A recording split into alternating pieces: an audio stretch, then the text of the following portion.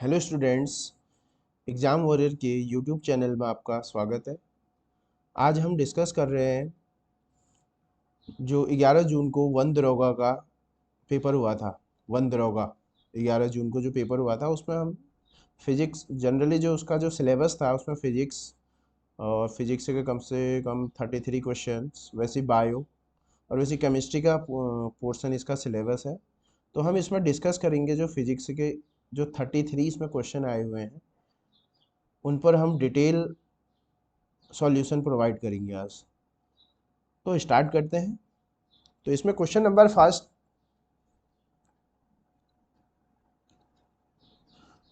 First को discuss करते हैं इसमें, और आप लोग भी अपना करेक्ट ऑप्शन को इन मेंशन करते रहना इसमें।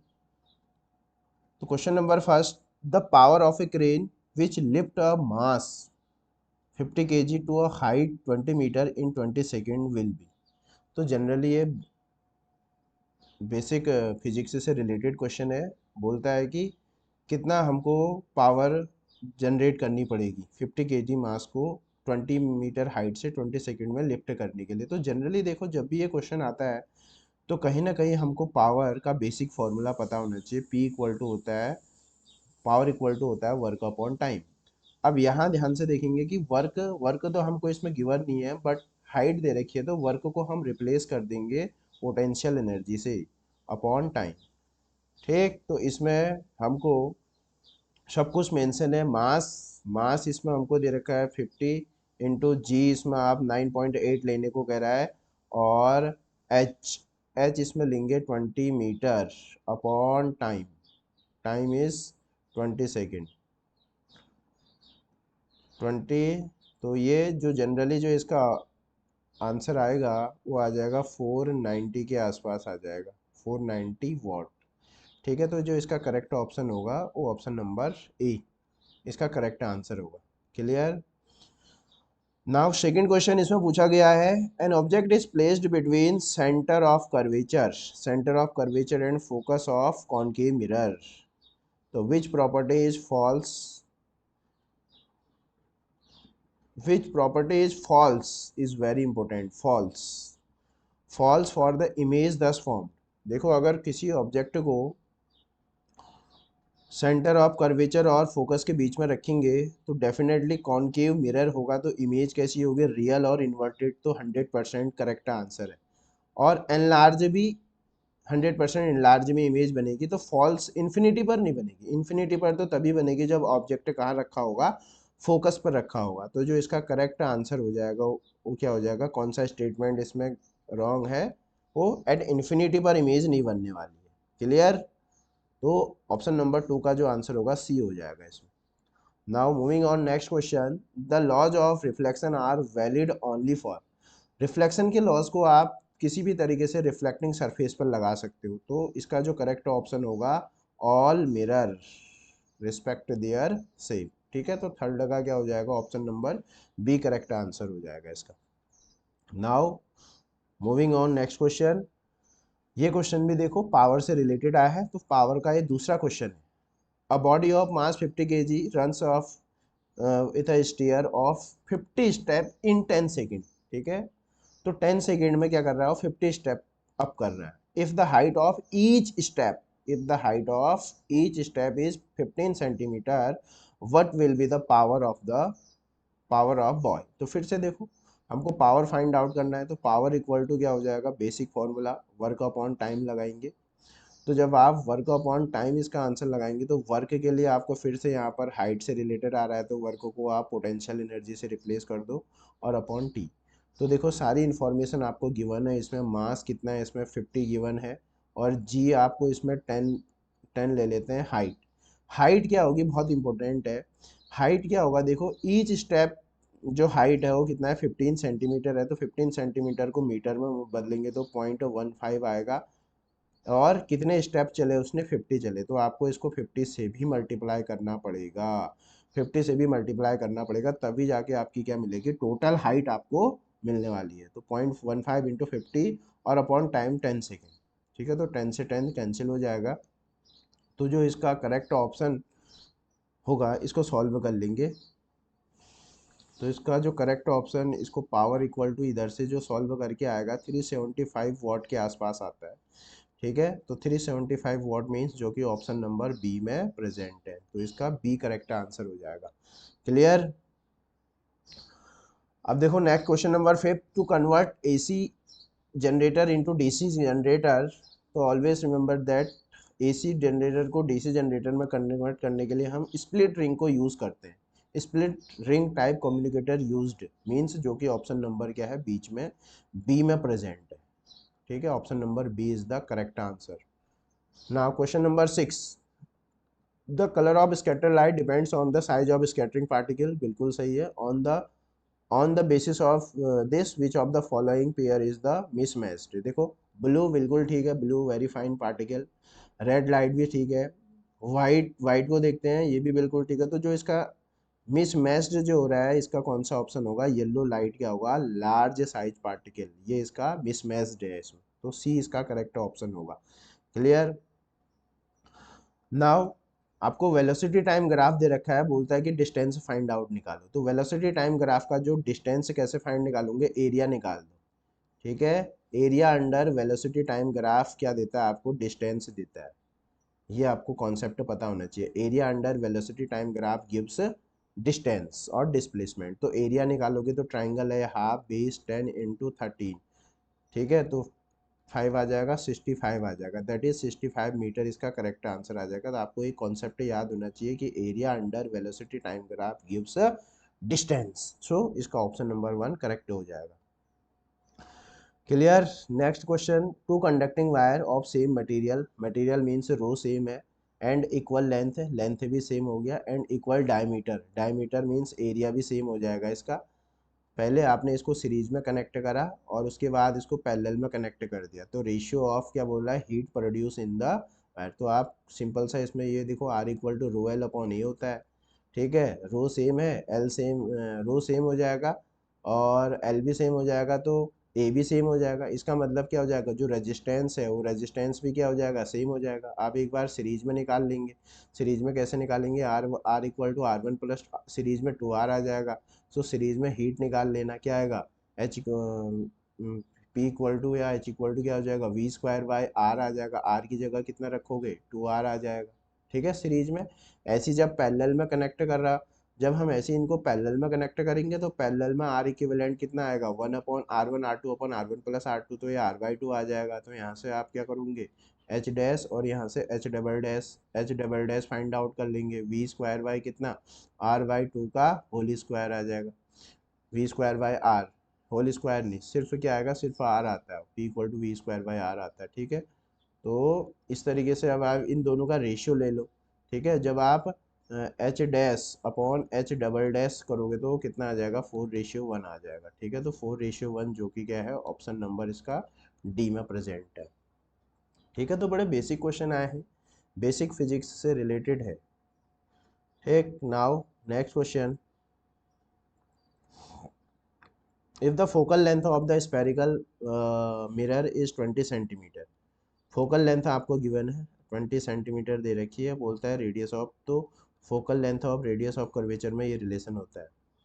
तो रेडियस ऑफ 2 इंटू एफ हो जाएगा, 2 इंटू एफ में 20, 22 जा 40, 40 सेंटीमीटर इसका करेक्ट आंसर हो जाएगा। ये रिलेशन बेसिक बेसिक आया है, जिस basic question basics. Now question number 10, question number 10 है, generator convert mechanical energy into electrical energy. तो जनरेटर हमेशा याद रखेंगे, जो जनरेटर होता है वो फैराडे लॉ ऑफ ईएमआई में काम करता है। तो इसका जो करेक्ट ऑप्शन होगा वो क्या हो जाएगा, इलेक्ट्रोमैग्नेटिक इंडक्शन। ठीक है, next, the acceleration due to gravity near the surface of Earth G. ठीक है, ये कितना होता है, g m/r² होता है। ठीक हो गया। If both mass and radius of earth reduce half, तो जी डैश देखो, जी मास को भी आधा कर रहा है, ठीक है, और रेडियस को भी आधा कर रहा है, r/2 का होल स्क्वायर। तो यहाँ से क्या आ जाएगा बताओ, 4 से 2 कैंसिल हो जाएगा, 2g आ जाएगा, जी डैश इक्वल टू कितना हो जाएगा, 2g हो जाएगा, जो कि ऑप्शन नंबर बी में प्रेजेंट है। क्लियर, 11th का बी करेक्ट आंसर हो जाएगा। Next question, two resistor of resistance 2 ohm and 4 ohm when connected to a battery will have, देखो सीरीज में आप कनेक्ट कर रहे हो, resistor 2 ohm and 4 ohm when connected in the battery. तो कौन से ऑप्शन सेम हो सकता है? देखो, same current flowing through them when connected. देखो पैरेलल में कभी सेम करंट ही नहीं रहता है। पैरेलल में क्या सेम रहेगा? Potential drop across each resistance same रहता है। सेकंड को पढ़ते हैं हम, same current flowing through them when in connected series. तो क्या हो जाएगा? बाकी ऑप्शन पढ़ने की रिक्वायरमेंट ही नहीं है कि देखो सीरीज में जब कनेक्ट करोगे तो करंट पक्का उसमें क्या रहेगी? सेम रहेगी। तो इसका क्या हो जाएगा? Option number B correct option हो जाएगा। नेक्स्ट क्वेश्चन ऑप्टिक्स से रिलेटेड है। Two lenses of power plus, दोनों कौन से लेंस हैं? कॉन्वेक्स लेंस है। पावर इसकी क्या दे रखी है आपको? पॉजिटिव दे रखी है। तो इक्विवेलेंट फोकल लेंथ निकालना है। तो इक्विवेलेंट फोकल लेंथ का फॉर्मूला ये होता है 1/f equal to 1/f1 plus 1/f2 होता है। और ये P हो जाएगा, 1/f को हम पावर कहते हैं, P1 प्लस P2 कर देना। यहाँ से अगर तुम इक्विवेलेंट पावर निकालोगे तो कितनी आ जाएगी? 2.25 डायोप्टर आ जाएगी। अब फोकल लेंथ निकालनी है, F इक्वल टू 1/P होता है। तो 1/, ठीक हो गया, 1/P करोगे तो 1/2.25 सॉल्व करेंगे तो ये अप्रॉक्स आ जाता है 0.444 करके रिपीट होते रहता है। ठीक है, तो इसका जो ऑप्शन हो जाएगा वो क्या हो जाएगा? ऑप्शन नंबर इसका डी करेक्ट ऑप्शन हो जाएगा। ठीक, now next question, question number 14। when light rays enter the eye most of the refraction occurs। most of refraction कहाँ से होता है बता? outer surface of the cornea। कहाँ से होगा सबसे ज़्यादा? अब जो रिफ्रैक्शन होता है वो कहाँ से होता है? Outer surface of the cornea. तो इसका कौन सा? बी ऑप्शन करेक्ट हो जाएगा। Now next question, how can three resistor of resistance 2, 3 and 6 ohm connected to give total resistance? Total resistance आपको क्या करना है? 4 ओम लेके आना है। तो देखो 2 और 3, अगर 2 और 3 को आप पैरेलल में जोड़ दोगे, ये 2 हो गया और ये 3, ये 2 ओम हो गया, ये 3 ओम हो गया। 2 और 3 का पैरेलल अगर करोगे तो R1 R2 upon R1 plus R2 कितना आ जाएगा? 3 2 जा 6, 6/1 5 पैरेलल। ये तो बात बनने वाली नहीं है। यहाँ से तो 6/5, फिर ये यहाँ से 4 तो आएगा नहीं। 2 और 3 इन पैरेलल, और उसके साथ ये 6 सीरीज, ये भी नहीं। 2 और 6, ये 3 और 6 इन पैरेलल 18। हाँ अच्छा सॉरी, 3 नहीं हो, 3 एंड 6 है, नॉट 2 एंड 3 एंड 6। देखो 3 एंड 6 का पैरेलल करोगे तो कितना आएगा? R1 R2 upon R1 plus R2, तो कितना हो जाएगा? 18/9 2। हाँ ठीक है, ऐसे ही सही है, ये आ जाएगा। ये इस तरीके से करेक्ट हो जाएगा। ये क्या हो जाएगा? 2 ओम हो जाएगा। तो 3 और 6 का कितना आएगा? 18 2, 2 ओम प्लस 2 ओम सीरीज में आ जाएगा, तो दैट इज 4 ओम हो जाएगा।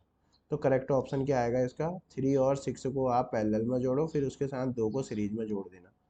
ठीक है, तो ऑप्शन ए इसका करेक्ट आंसर हो जाएगा। Getting? Now next question, question number 16। Question number 16, reflection of sound पर बेस्ड है and echo is head 4 second. ठीक है, एको 4 सेकेंड बाद सुनाई दे रही है, डिस्टेंस ऑफ रिफ्लेक्टिंग। देखो सपोज दैट ये कोई सोर्स है, यहाँ से क्या आ रही है? साउंड एनर्जी आ रही है, और ये कोई यहाँ से सपोज दैट इसने कितनी डी डिस्टेंस से ट्रेवल करी, इसने डी डिस्टेंस तक यहाँ तक पहुँचा है, सोर्स तक पहुँचा है, और इसके रिफ्लेक्शन के बाद फिर से डी डिस्टेंस वापस आ जाए। तो हमसे क्या पूछता है? The distance, what is the distance? तो स्पीड इक्वल टू होता है डिस्टेंस अपॉन टाइम। तो distance, speed equal to distance upon time. तो डिस्टेंस कितनी ट्रेवल करेगा? डी, डी जा रहा है और फिर से डी वापस भी आ रहा है, तो टोटल डिस्टेंस को आप 2D लिखोगे। तो 2D upon T, 2D upon T 4 equal to speed कितनी दे रखी है? 342 दे रखी है। तो यहाँ से अगर आप डी कैलकुलेट करोगे, ठीक, यहाँ से डी कैलकुलेट कर लेंगे तो आंसर आ जाएगा। तो डी इक्वल टू कितना आएगा? डी इक्वल टू आ जाएगा 342 टू 2 जा 4, तो 4 8 6 6 8 4 आ जाएगा, जो कि ऑप्शन नंबर डी पर प्रेजेंट है। यहाँ ध्यान रखेंगे टोटल डिस्टेंस डी नहीं लिखेंगे, टोटल डिस्टेंस क्या होगा, 2d होगा, क्योंकि डी डी इंसिडेंट हो रहा है और फिर डी रिफ्लेक्टेड होके फिर ऑब्जर्वर के पास आएगा, तो टोटल डिस्टेंस को आप डी 2d यूज करोगे तो तब जाके इसका करेक्ट आंसर डी होगा। Clear? Now next question, during the formation of primary rainbow a light undergoes following sequential incident from the reaching of water drop. देखो जो प्राइमरी रेनबो होगा सबसे पहले उसका इनर साइड वॉयलेट और आउटर साइड क्या होगा, रेड होगा। तो इसमें जनरली क्या होगा हमारे पास, एक तो रिफ्रैक्शन होगा, इंटरनल रिफ्लेक्शन होगा, फिर से रिफ्रैक्शन होगा, 2 बार रिफ्रैक्शन 2 बार TIR होता है। तो इसका कौन सा ऑप्शन सही होगा, option number A correct answer. Clear? Now next question, an electric kettle consume power दे रखी है आपको 1 किलोवाट, 1 किलोवाट मीन्स 1000 वाट, ठीक हो गया, और आपने इसको 220 से क्या कर दिया, वोल्ट कर दिया, तो बोलता है करंट निकालना है, तो P इक्वल टू क्या जानते हो, VI होता है, P इक्वल टू VI, तो यहाँ से I निकालो, I equal to P/V, P/V means P 1000/220 करोगे तो आंसर जो आएगा 4.5 आएगा। क्लियर? क्लियर हो गया, तो 4.5 इज द करेक्ट आंसर।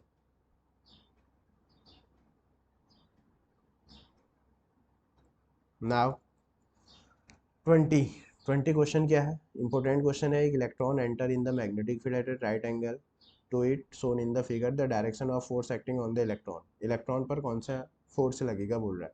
तो इसके लिए हम generally right hand thumb rule use कर सकते हैं, right hand Fleming right hand, ठीक है, Fleming Fleming right hand rule use कर सकते हो, और सबसे जो आसान है right hand palm rule, right hand palm rule आप यूज़ कर सकते हो। राइट हैंड पाम रूल क्या कहता है कि अपनी आप जो फिंगर्स को उसको मैग्नेटिक फील्ड की डायरेक्शन में कर्ल करो, और जो थंब है उस थंब को आप मोशन ऑफ पॉजिटिव चार्ज के डायरेक्शन में क्या करो, रखो, तो जो पाम होगा वो क्या होगा, जो पाम होगा वो फोर्स को रिप्रेजेंट करेगा। तो ये इलेक्ट्रॉन ऐसे मूव कर रहा है, तो हमें इलेक्ट्रॉन के मोशन को नहीं देखना है, हमको पॉजिटिव चार्ज के मोशन को देखना है। तो अगर आप इस तरीके से करो, आप ये मैग्नेटिक फील्ड की डायरेक्शन में फिंगर्स को रखना है और थंब को मोशन ऑफ पॉजिटिव डायरेक्शन जो कि अपवर्ड है, तो पाम कहाँ जा रहा है, ऐसे इनटू इनटू द पेज जा रहा है, इनटू द पेज जा रहा है, ठीक है। तो इसका जो करेक्ट आंसर होगा वो कहाँ से होगा, कोई से भी रूल से करो बट पाम रूल हर जगह लग जाता है, तो इसका जो करेक्ट आंसर होगा वो क्या होगा,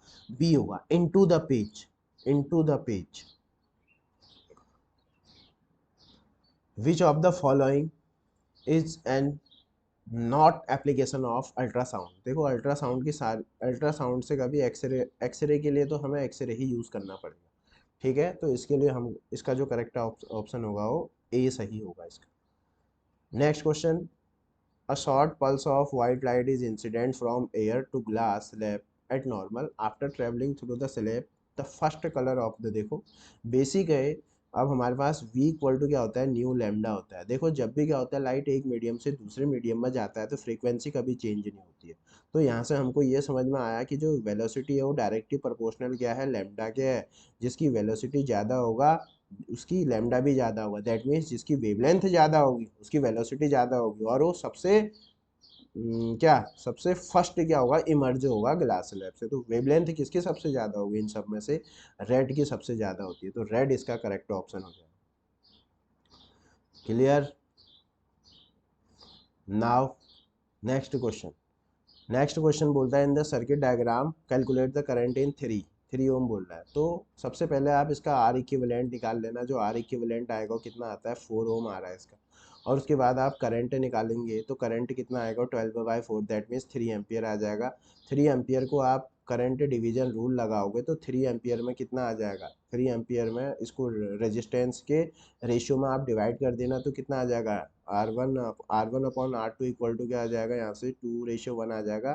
तो जब हम इसको सॉल्व करेंगे R2 में कितनी करंट जाएगी, 2/3 इक्वल टू कितना आ जाएगा, ये I2 में करंट चले जाएगी, करंट डिवीजन रूल है जो कि ये 2 एम्पियर आ जाएगा, ठीक है। तो इसका जो करेक्ट ऑप्शन है वो क्या हो जाएगा, 2 ampere is the correct answer. Next, which part of the human ear convert the pressure vibration into electrical signals. तो जनरली ह्यूमन ईयर से रिलेटेड है, तो इसका जो आंसर होगा कोकिलिया होगा, ठीक है, कर्णावर्त, डी ऑप्शन इसका क्या होगा, करेक्ट होगा। A person can not see object distinctly beyond two, that means जो पर्सन है वो सफ़र कर रहा है किससे, पर्सन को कौन, person suffering from myopia, person suffering from myopia का पर्सन है। The defect can be corrected by using a, myopia के लिए आपको कौन सा लेंस लगाना पड़ेगा, कॉनकेव लगाना पड़ेगा, कॉनकेव की फोकल लेंथ माइनस होगी। ठीक है, तो पी इक्वल टू क्या करोगे, 1/f माइनस, माइनस क्यों लगाया, फोकल लेंथ माइनस होती है, -1/2, तो ये माइनस का 0.5 आ जाएगा dioptre. Always remember that minus लगाने के पीछे focal length of concave lens is negative, so जो correct answer is -0.5 dioptre. Clear. Now question number 26, in the following figure half wavelength. देखो वेवलेंथ क्या होती है, wavelength is the distance between successive crest and trough. ये crest और ये crust, crust और crust के बीच के डिस्टेंस को क्या बोलते हैं, वेवलेंथ बोलते हैं। ये क्रस्ट और ये क्रस्ट, क्रस्ट से क्रस्ट के बीच के डिस्टेंस को वेवलेंथ बोलते हैं, बट हमसे हाफ पूछ रहा है, हाफ पूछ रहा होगा तो ये बता रहा है, तो ये वाला ये है ना, ये कहीं पर हमसे पूछ रहा है तो ये वाला हाफ पूछ रहा है, इसका आधा कर दो, इसका सेंटर और इसका सेंटर, इन दोनों का सेंटर ले लो, ये जो कि आ जाएगा λ/2 आ जाएगा, तो लैम्डा इन दोनों का सेंटर, इसका सेंटर ये है, इसका सेंटर ये है, तो बी डी क्या होगा, इसका हाफ वेवलेंथ को रिप्रेजेंट कर रहा होगा, तो correct option is B. Now 27 question is based on the quantization of charges से related है, the SI unit of charge is coulomb, ठीक है, okay, which is equivalent to a charge contained, तो देखो Q इक्वल टू एन ही होता है, यहाँ से आपको n निकालना है, कह रहा है कि कितने n निकलेंगे तो 1 कूलाम बन जाएगा, तो n इक्वल टू क्या हो जाएगा, Q/E हो जाएगा, Q/E, Q पता है, Q आपको 1 कूलाम दे रखा है, E 1.6 इंटू 10⁻⁻19 आता है, इसको सॉल्व करके इतना आएगा, ठीक है, 18 इलेक्ट्रॉन आएगा, तो 6.25, तो 6.25 तो दिया नहीं है, तो अप्रॉक्स 6 से मान लिया है इसने, तो जो कि क्या आएगा, ऑप्शन नंबर इसका सी करेक्ट हो जाएगा। क्लियर, क्वांटाइजेशन ऑफ चार्ज पर बेस्ड है। नेक्स्ट क्वेश्चन है, which of the following material can not be use to make lens. Lens के लिए देखो जनरली हम, वाटर भी लेंस की तरह बिहेव करता है, कभी सॉइल को हम लेंस बनाने के लिए यूज नहीं करते। 28 का D correct option. A copper of sphere 5 kg has same diameter and iron sphere, एक कॉपर का है, ठीक है, और ये कॉपर है और दूसरा क्या है, आयरन है, 2 kg, both sphere dropped simultaneously, इनको आपने साइमल्टेनियसली ड्रॉप कर दिया किसी टावर से, तो ऑलवेज रिमेंबर दैट कि हमेशा याद रखना ये फ्री फॉल का केस है, क्या है, फ्री फॉल का केस है, तो इस केस में क्या होता है, ए इक्वल टू प्लस जी होता है, तो एसेलरेशन क्या होता है इनके लिए, एसेलरेशन की जो ड्यू टू ग्रेविटी उस समय जी के इक्वल होता है, तो एसेलरेशन ऑलवेज रिमेंबर सेम, और एसेलरेशन क्या होगा, हमेशा सेम होगा, तो करेक्ट ऑप्शन क्या होगा इसका, सी करेक्ट ऑप्शन होगा। और ये क्वेश्चन क्या है, काइनेमेटिक्स से आया है। Kinematics, for which of the following graphs the average velocity can have zero. देखो एवरेज वेलोसिटी क्या होती है, एवरेज वेलोसिटी होती है हमारे पास total displacement upon total time. और डिस्प्लेसमेंट कैसे फाइंड आउट करोगे, देखो अगर वेलोसिटी, अगर तुमको पोजीशन टाइम का ग्राफ दिया है, अगर आप slope of position time graph, जो स्लोप होती है, स्लोप ऑफ एक्स टी क्या देता है तुमको, वेलोसिटी देती है, तो देख लो आप ऐसा कौन सा ग्राफ है जिसमें स्लोप क्या आ रही है, जीरो आ रही है, ठीक है, जिसमें स्लोप जीरो आ रही होगी उसमें एवरेज वेलोसिटी भी जीरो होगा डेफिनेटली। यहाँ देखो ये इस वाले पोर्शन को देखो, ये स्ट्रेट लाइन ऑब्जर्व हो रही है, तो इसका स्लोप क्या होगा, जीरो होगा, तो यहाँ पर कहीं ना कहीं एवरेज वेलोसिटी क्या हो सकती है, जीरो हो सकती है, तो इसका जो करेक्ट ऑप्शन होगा क्या होगा, बी इसका करेक्ट ऑप्शन होगा। Clear.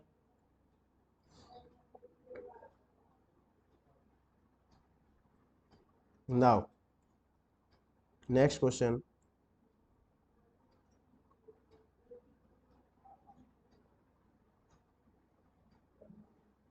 Next question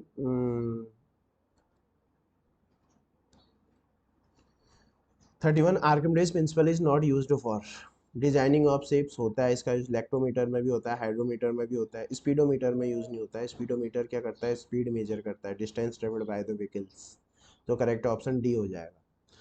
next question, the resistance of A domestic electric bulb, देखो हमेशा याद रखो, हमेशा जो रेजिस्टेंस होता है, जो रेटिंग होती है, रेटिंग इज ऑलवेज कैलकुलेटेड, जो रेटिंग होती है वो रेजिस्टेंस को क्या करती है, कैलकुलेट करती है। तो पी इक्वल टू क्या होता है, वी स्क्वायर बाय आर होता है। यहाँ से ऑलवेज रिमेंबर दैट कि with the help of rating we can find out the resistance of the bulb. तो आर इक्वल टू हो जाएगा V square by P, V square by P. ठीक है, तो वी स्क्वायर बाय पी करोगे तो ये कितना आ जाएगा, 220 220 इंटू 220 अपॉन पी, पावर कितना है 100 वाट है, ये जीरो 22 का स्क्वायर कितना होगा 484 हो जाएगा, जो कि ऑप्शन नंबर बी में क्या है, प्रेजेंट है इसका। क्लियर। और ये बोलता है कि जो 1 जूल, तो देखो 1 जूल जो हमारे पास वर्क इक्वल टू होता है फोर्स इंटू डिस्प्लेसमेंट होता है। तो 1 जूल इक्वल टू होता है 1 न्यूटन मीटर के इक्वल होता है। तो 10 जूल कह रहा है तो किसके इक्वल होगा, 10 न्यूटन मीटर के इक्वल हो जाएगा। ठीक है, तो ये जो आपके पास ये जो वन दरोगा का एग्ज़ाम हुआ था, जो कि कल 11 जून को है हुआ था, तो इसमें जो फिजिक्स का लेवल है वो मॉडरेट लेवल की फिजिक्स आई है। अगर किसी स्टूडेंट्स की कॉन्सेप्ट क्लियर हो तो डेफिनेटली उसने 33/33 जो मार्क्स हैं वो गेन कर लिए होंगे। ठीक है, तो आप अपना आंसर इस आंसर की से मिलाइए, और अपना स्कोर क्या है कमेंट बॉक्स में कमेंट कर दीजिए कि आपने 33 में से कितने सही ऑप्शन किए हुए हैं। ठीक हो गया। इसी तरीके से इसी तरीके से हम क्या करते रहेंगे। और अब जो हमारा नेक्स्ट टारगेट है एलटी और एलटी साइंस और लेक्चरर फिजिक्स और पीसीएम के बैचेस हमारे उसमें स्टार्ट होने वाले हैं, तो डेफिनेटली आप उन बैचेस को ज्वाइन कर सकते हो, बिकॉज ऑफ क्योंकि अभी इन फ्यूचर अभी आपको एलटी और लेक्चरर के पोस्ट देखने को मिल सकते हैं। ठीक हो गया, तो जब आप पहले से प्रिपेयर रहेंगे तो डेफिनेटली आपका सिलेक्शन होना निश्चय है। ठीक हो गया, तो आज के लिए इतना ही। Thank you.